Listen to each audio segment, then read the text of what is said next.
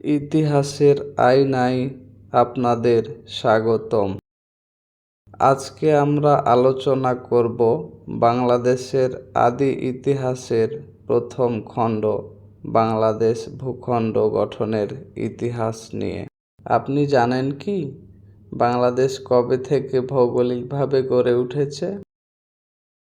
আজ আমরা জানব কিভাবে এই নদীময় আমাদের এই প্রাণের বাংলাদেশ ভূখণ্ড তৈরি হয়েছিল।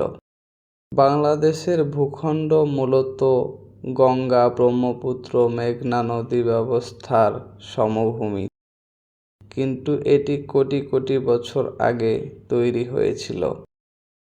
প্রায় 60 থেকে 50 মিলিয়ন বছর আগে ভারতীয় উপমহাদেশ এবং এশিয়ার প্লেটগুলি ধীরে ধীরে স্থানান্তরিত হয়।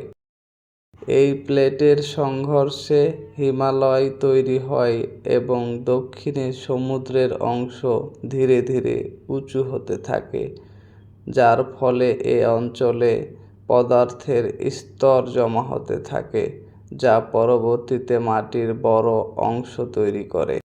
বাংলাদেশের বর্তমান ভূখণ্ড প্রধানত নদীর বালু ও কাদার জমিতে তৈরি। গঙ্গা, ব্রহ্মপুত্র ও মেঘনা নদীর পদাতিকভাবে সঞ্চারিত কাদা ও বালু জমে সমভূমি তৈরি করে। এজন্য বাংলাদেশকে বলা হয় ডেল্টা অব গঙ্গা, ব্রহ্মপুত্র, মেঘনা। এখানে মিঠা ও তেতো পানির মিলন, নদীর বাঁক, সেচ ও স্রোতের কারণে নতুন মাটি তৈরি হচ্ছে।